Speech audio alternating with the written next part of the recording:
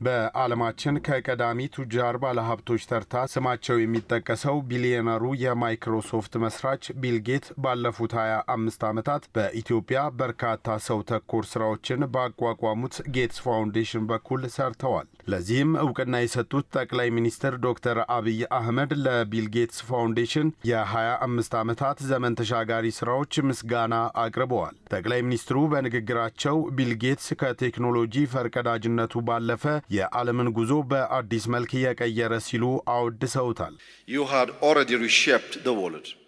እርስዎ የዓለምን ቅርጽ ቀይረዋል። በማይክሮሶፍት ፈጠራ ለዲጂታል ዓለሙ የጀርባ አጥንት የሆነውን መሰረት ጥለዋል። ለውጥ ፈጠራ እንጂ ውርስ አለመሆኑን እርስዎ አሳይተዋል። ይህ የእርስዎ ልምድ የወደፊቱን ዛሬ እንድንገነባ ትምህርት ይሰጣል። This lesson continues to shape the future we are building today. ጠቅላይ ሚኒስትሩ ፋውንዴሽኑ በኢትዮጵያ በጤና፣ ግብርና፣ በቴክኖሎጂ ዘርፍ ለሰሩት ስራ እውቅና ሰጥተዋል።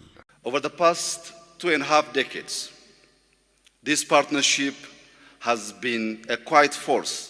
ባለፉት 25 ዓመታት ያለን ትብብር በትልልቅ ለውጦች ውስጥም የረጋ ነበር። በመጀመሪያ የጤና እንክብካቤ፣ በአነስተኛ የግብርና ስራ፣ በዲጂታል መታወቂያ፣ በሳይንሳዊ ፈጠራና የመረጃ አጠባበቅ ዙሪያ ጠንካራ በመከባበር ላይ የተመሰረተ ብልህ ውሳኔ አስተላልፈናል። And helped unlock the power of data to drive smart decisions. በዚህ ብቻ ያላበቁት ጠቅላይ ሚኒስትር አብይ አህመድ የቢል ጌትስ ፋውንዴሽን ባለፉት 25 ዓመታት በተለያዩ ክልሎች ያበረከቱት አስተዋጽኦ በኢትዮጵያውያን ልብ ውስጥ ለዘላለም ታትሞ እንደሚቆይ አውስተው በመድረኩ የተገኙ የክልል ርዕሳነ መስተዳድራት የዚህ በጎ ተግባር አመስጋኞች መሆናቸውንም ተናግረዋል። Through the Gates Foundation, you have touched lives across all regions of Ethiopia.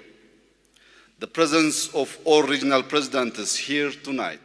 በጌትስ ፋውንዴሽን በኩል መላውን ኢትዮጵያ ማዳረስ ችለዋል። በዛሬው ዕለት በዚህ የተገኙ የክልል ርዕሰ መስተዳድሮች የዚህ ቃል ኪዳን ማሳያ ናቸው። ከዚህ ስኬት ጀርባ ትልቅ የአጋርነት መንፈስ ነበር። የጌትስ ፋውንዴሽን በኢትዮጵያ በነበረው ቆይታ ለሕዝቡና አመራሩ ክብር ነበረው። Foundation has listened, it has learned, and it has respected the leadership and aspirations of our people. ከጠቅላይ ሚኒስትር ዶክተር አብይ አህመድ እጅ የኢትዮጵያ ታላቁን የክብር ኒሻን የተበረከተላቸው የጌትስ ፋውንዴሽን መስራች ቢል ጌት ለተሰጣቸው እውቅናና ክብር ምስጋናቸውን ለግሰው ባለፉት የለውጥ ዓመታት በጠቅላይ ሚኒስትሩ ሐሳብ አመንጭነት የተሰሩ ስራዎች አስደናቂ መሆናቸውን ተናግረዋል።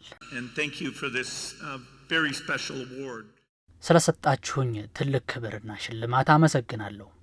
በዚህ ፋውንዴሽን አማካኝነት ከኢትዮጵያ ጋር የጠበቀ ግንኙነት አለኝ።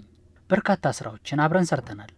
አስታውሳለሁ ከጠቅላይ ሚኒስትሩ ጋር ለመጀመሪያ ጊዜ ስንገናኝ ጠቅላይ ሚኒስትሩ ስለ አዲስ አበባ የነበረውን ራዕይ ገልጾልኝ ነበር። አሁን በግል በነበረኝ ጉብኝት አዲስ አበባ ውስጥ አስደናቂ ለውጥ እየተመዘገበ መሆኑን ተመልክቻለሁ። በፍጥነት አዳዲስ የመዝናኛ አማራጮች እየተከፈቱ ነው። Incredible progress that's been made and what a fantastic tour center it is opening up